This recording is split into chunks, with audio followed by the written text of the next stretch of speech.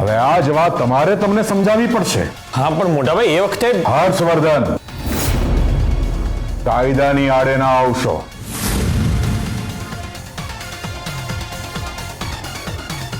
Thank you દિગ્વિજયભાઈ. હવે કોઈ મર્ડર કેસમાં જેની ઉપર શંકા હોય એવી વ્યક્તિને બહારગામ જવાની પરવાનગી નથી હોતી, એ તમે પણ જાણતા જ હશો. ચાલો હવલદાર. નહીં, તમે અમારા અર્જુનસિંહને ક્યાંય નહીં લઈ જઈ શકો. અર્જુન, તમે ચિંતા ન કરતા અને એક શબ્દ પણ બોલતા નહીં. આપણા વકીલ બોલશે, તમે ના બોલતા. અમે તમને કાંઈ નહીં થવા દઈએ. તમે ચિંતા નહીં કરતા. હા, અમરબા એ ફક્ત પૂછપરછ માટે લઈ જઈ રહ્યા છે. આઈ નો, અમને ખબર છે. તમે એક શબ્દ ના બોલતા. હા, એક શબ્દ પણ નહીં. હવલદાર. અર્જુનસિંહ, અર્જુનસિંહ, અર્જુનસિંહ, તમે ચિંતા ના કરતા. આ અમારા બા હજુ જીવે છે. તમને કાંઈ નહીં થવા દઈએ. હવે તમને કાંઈ નહીં થવા દઈએ. માં તમે શાંત થઈ જાઓ. માં તમે શાંત થઈ જાઓ. તમે બેસો. હા તમે શાંત થઈ જાઓ.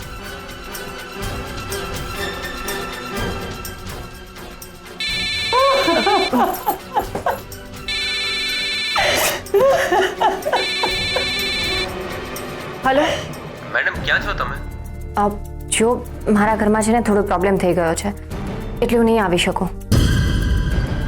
મેડમ, મહત્વનો પુરાવો હાથ લાગ્યો છે. તમારું મળવું જરૂરી છે. સારું. કેસર, આવી પરિસ્થિતિમાં તમે ક્યાં જાઓ છો? બા, કેસને રિલેટેડ જ મારે એક કામ આવ્યું છે એટલા માટે જવું પડશે. કેસર, કેસર, કાંઈ પણ કરો, અમારા અર્જુનને છોડાવો. અમારા અર્જુનને છોડાવો. હા બા, હા તમે શાંત થઈ જાઓ. બા, અર્જુનભાઈ પર કોઈ પણ આરોપો પ્રૂવ નથી થયા. એમને ફક્ત પૂછપરછ માટે લઈ ગયા છે. એમને કંઈ જ નહીં થાય. હું એમને પાછા લાવીને રહીશ. પહોંચદાર, હું આવું.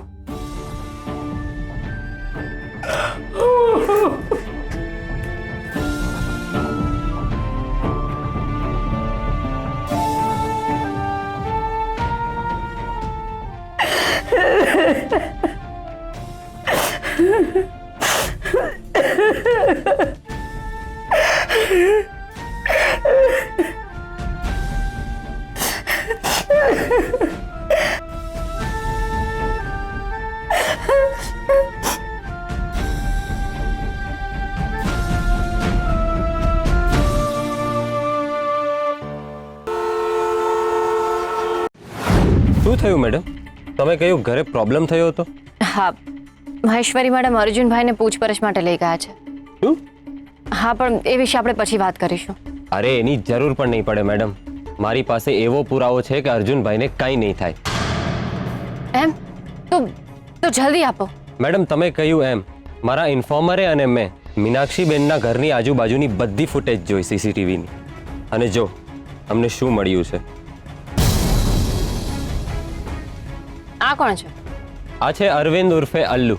હિસ્ટ્રી સીટર છે. આના ઉપર ઘણા કેસ છે, હાફ મર્ડર, ફૂલ મર્ડર, પણ પુરાવાના અભાવને લીધે છૂટી જાય છે. ટોપારી કિલર છે. આ અરવિંદ મીનાક્ષીબેનના ઘર તરફ જઈ રહ્યો હતો. સીસીટીવી ફૂટેજમાં અમે આની ગાડી ફોલો કરી તો એ મીનાક્ષીબેનના ઘર પાછળ ઊભો હતો અને ગાડીમાંથી આ જ માણસ ઉતર્યો હતો, એટલે મેં આ સ્ક્રીનશોટ લીધો હતો. મને ફૂલ ડાઉટ છે કે આને સોપારી આપવામાં આવી છે. ક્યાં મળશે આ? આ નહીં મળે મેડમ. કેમ?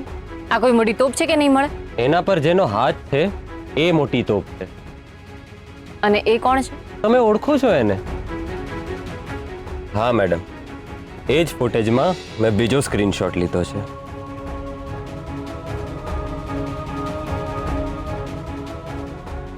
દિગ્વિજયભાઈ, અર્જુનસિંહ આ ઘરમાં નહોતા ને એ જ સારું હતું. શું કામ તમે એમને અહીંયા રહેવા બોલાવ્યા? શું કામ બોલાવ્યા? એમની સાથે એમના પત્ની પણ અહીંયા રહેવા આવ્યા અને આપણને બધાને બરબાદ કરી નાખ્યા. દિગ્વિજય જરા ધીમે. તમે અમને જ કહો. હા, અમને જ કહો. અર્જુનસિંહ જેમણે પોતાની પત્નીને કાબુમાં ના રાખી એમને તમે કશું ના કહેતા. એ તો સારું થયું કે વેદિકાએ મીનાક્ષીની પોલ ખોલી કાઢી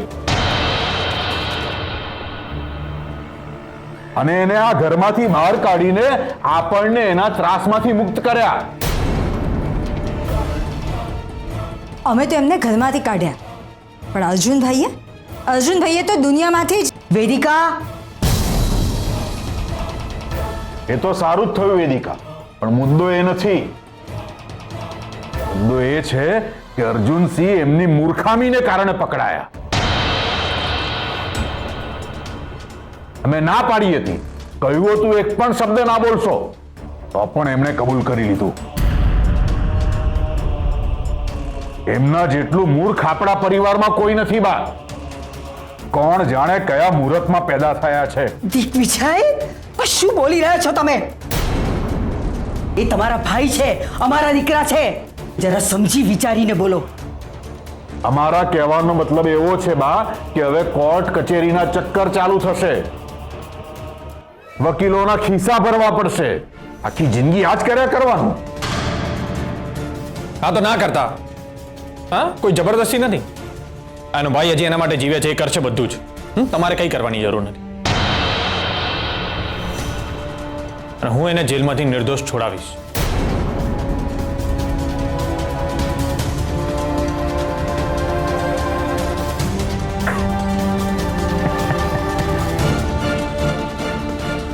જેલમાંથી છોડાવશો એમ?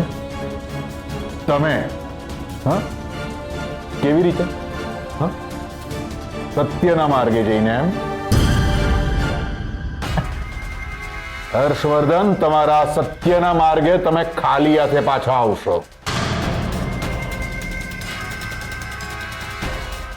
હા, અને અર્જુનસિંહ રીબાસે અલગ. બા, અર્જુનસિંહની ફક્ત ધરપકડ થઈ છે, પણ એનો આ ભાઈ જો અર્જુનસિંહની મદદ કરશે ને, અર્જુનસિંહે ફાંસીએ લટકવાનો વારો આવશે. લખી રાખજો. દિગ્વિજય, આવું ના બોલો. ફોર યોર કાઇન્ડ ઇન્ફોર્મેશન મોટા ભાઈ, અર્જુનને ખાલી પૂછપરછ માટે લઈ ગયા છે, ધરપકડ નથી કરી એની. હા, હા, માત્ર પૂછપરછ કરવા માટે જ લઈ ગયા છે. મહેશ્વરી મેડમે શું કહ્યું એ તમે સાંભળ્યું નહીં? એ જ કે અર્જુનભાઈએ ગુંડાઓ પાસેથી છરો વેચાતો લીધો હતો. એ જ છરાથી અર્જુનસિંહે મીનાક્ષીનું ખૂન કર્યું. હજી શું સાબિત કરવાનું બાકી છે? હજી ઘણું બધું સાબિત કરવાનું બાકી છે દિગ્વિજયભાઈ.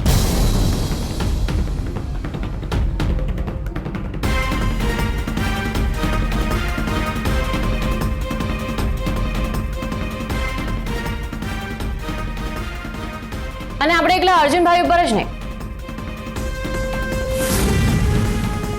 પણ ઘરના બાકીના લોકો ઉપર પણ શંકા કરવી જોઈએ.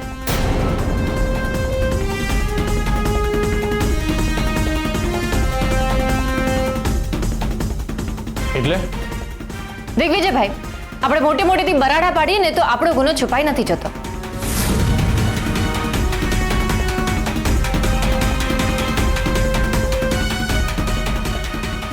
તમે શું ગુનો કર્યો છે?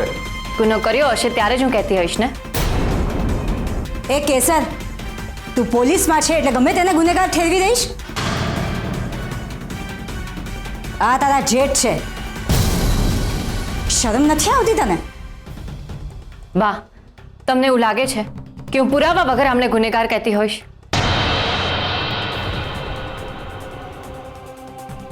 કેવો પુરાવો? બા, તમે ક્યાં આમની વાતમાં આવો છો? આમની ઉપર ક્યારેય વિશ્વાસ કરાય? હા, ખબર છે ને ભૂતકાળમાં એમની ઉપર એકવાર વિશ્વાસ કર્યો હતો ત્યારે શું થયું હતું? એક મિનિટ દિગ્વિજયભાઈ.